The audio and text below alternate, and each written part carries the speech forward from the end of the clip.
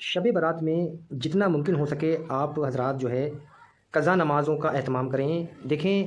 بہت سارے لوگ جو ہیں وہ شب برات میں نوافل کی کثرت کرتے ہیں۔ نوافل کی کثرت کرنا بہت اچھی بات ہے، لیکن جو ہمارے ذمے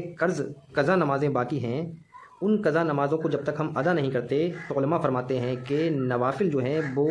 بارگاہ خدا بندی میں قبول نہیں ہوتے، جس کے ذمے فرائض کے قضا باقی ہوں۔ تو اس لیے سب سے پہلے اولاً کام آپ یہ کریں کہ قضا نمازیں ادا کریے، جو بھی آپ کی قضا نمازیں چھوٹی ہوئی ہیں۔ اس کے بعد دوسرا کام آپ کو یہ کرنا ہے کہ شب برات میں کثرت سے جو ہے آپ صلاۃ التسبیح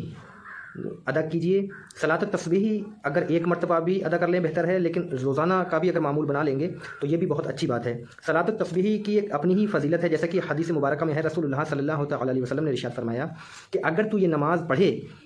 تو اللہ پاک تیرے اگلے پچھلے نئے پرانے جو بھول کر کیے ہیں، جو جان بوجھ کر کیے ہیں، وہ تمام گناہ جو ہیں اللہ تبارک و تعالیٰ وہ معاف فرما دے گا۔ تیسرا کام آپ کو یہ کرنا ہے کہ شب برات میں کلمہ طیبہ کا ورد زیادہ سے زیادہ کریں۔ یاد رکھیں حدیث مبارکہ میں یہ ذکر موجود ہے کہ پوچھا گیا کہ افضل ذکر کون سا ہے، تو رسول کریم صلی اللہ علیہ وسلم نے ارشاد فرمایا کہ افضل ذکر لا الہ الا اللہ، یعنی سب سے بڑا جو ذکر ہے وہ لا الہ الا اللہ ہے۔ اب آپ اس کے آگے محمد رسول اللہ بھی ملا دیں تو یہ کلمہ آپ پورا تکمیل ہو جائے گا، مکمل کلمہ آپ پڑھنے کا آپ کو ثواب ملے گا۔ تو یہ ذکر جو ہے کثرت سے کیا کریں، چاہے 500 مرتبہ ہو، چاہے 1000 مرتبہ ہو، یا جتنا آپ کی کیپیسٹی، جتنا آپ سے بن پڑے اس کو آپ دہرائیں۔ اس کے بعد سب سے افضل دعا کون سی ہے، تو حدیث مبارک کے یہ بھی الفاظ ہیں کہ سب سے افضل دعا جو ہے وہ الحمدللہ ہے۔ سنن ترمذی کی حدیث مبارک ہے، 3394 نمبر حدیث ہے کہ جس بندے نے اخلاص کے ساتھ لا الہ الا اللہ کہا تو آسمان کے دروازے کھول دیے جاتے ہیں، یہاں تک کہ وہ کلمہ عرش تک پہنچ جاتا ہے،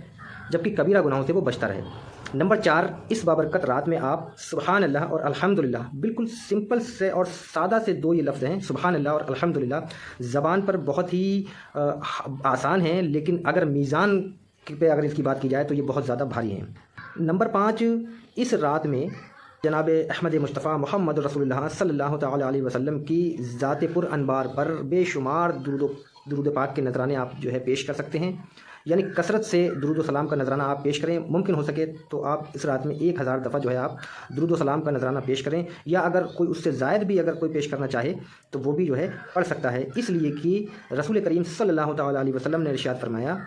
کہ اللہ پاک اس پر 10 رحمتیں نازل فرماتا ہے جو مجھ پر ایک دفعہ درود پڑھتا ہے، اس کے 10 درجات کو بلند فرماتا ہے، اور اس کے 10 نیکیاں اس کے لیے لکھی جاتی ہیں، اور اس کے 10 گناہ بھی معاف کر دیے جاتے ہیں۔ سنن کبریٰ اور نسائی وغیرہ میں یہ حدیث موجود ہے۔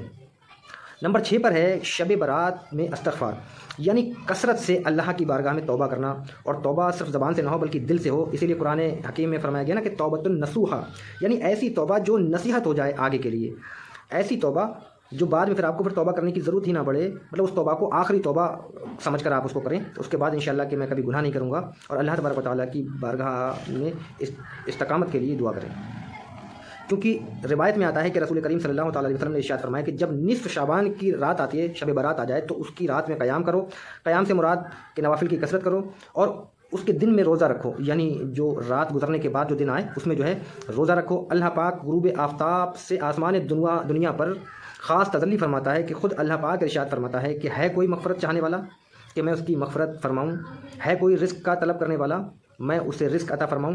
ہے کوئی مصیبت زدہ کہ میں اسے عافیت دے دوں، کوئی ایسا ہے، یہاں تک کہ یہ اعلان جو ہے صبح فجر کی نماز تک کیا جاتا ہے۔ لیکن ہمارے پاپ دیکھا یہ جاتا ہے کہ اس رات میں ہم جو ہے بائک رائڈنگ کرتے ہیں، اس رات میں پٹاخے اڑانے میں مصروف ہوتے ہیں، اس رات میں چوراہوں پر، گلیوں پر اور ہوٹلوں میں جو ہے ہم اس رات کو گزار دیتے ہیں، اور اس رات کی کوئی قدر و منزلت ہم نہیں کرتے۔ تو یاد رکھیں کہ اس رات میں صبح فجر کی نماز تک یہ اعلان ہوتا ہے کہ کون ہے جس کو میں بخش دوں، کون ہے جس کے میں تمام گناہ معاف کر دوں، کون رزق کا چاہنے والا ہے جس کو میں بے پناہ رزق دے دوں، کون عزت کا چاہنے والا ہے میں اسے عزت دے دوں، کون ہے جو خیر چاہنے والا ہے میں اسے خیر دے دوں، کون ہے جو علم چاہنے والا ہو میں اسے علم دے دوں۔ اللہ تبارک و تعالیٰ کی طرف سے ہر خیر کی اعلان کا اعلان بندے کی طرف ہوتا ہے۔ اب جو جاگتے ہیں، جو عبادت کرتے ہیں، دعائیں کرتے ہیں، وہ اس کو پا لیتے ہیں۔ اور نمبر 7، اس مقدس رات میں قرآن مقدس کی بھی جو ہے تلاوت کی جائے۔ یاد رکھیں قرآن مقدس کا ایک ایک حرف جو ہے وہ 10 نیکیاں ہیں، ایک حرف کے بدلے 10 نیکیاں ملتی ہیں۔ الف لام میم، یہ ایک حرف نہیں ہے بلکہ یہ 3 حرف ہیں، الف لام اور میم۔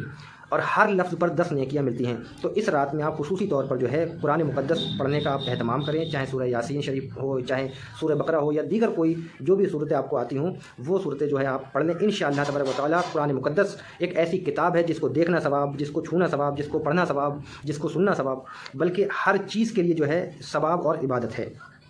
اور آج کی رات میں یعنی شب برات میں خصوصی طور پر جو ہے قبرستان جائیں، اپنے مرحومین کے لیے استغفار کریں وہاں پر جا کر، کیونکہ اس رات میں قبرستان جانا رسول کریم صلی اللہ تعالیٰ علیہ وسلم کی حدیث سے جو ہے ثابت ہے کہ آپ صلی اللہ تعالیٰ علیہ وسلم نے حضرت عائشہ صدیقہ رضی اللہ تعالیٰ عنہا سے فرمایا ہے کہ بے شک اللہ پاک شعبان کی 15ویں رات آسمان دنیا پر تجلی فرماتا ہے اور قبیلہ بنو کلب کی بکریوں کے بالوں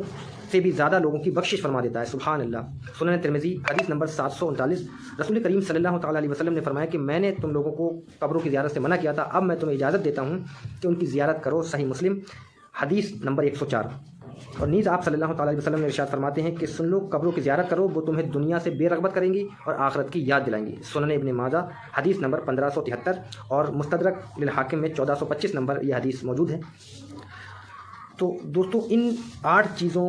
پر آپ جو ہے شب برات میں ضرور عمل کریں اور دوسروں تک بھی اس پیغام کو پہنچائیں اور اپنی دعاؤں میں ہمیں بھی جو ہے شامل رکھیں۔ اللہ پاک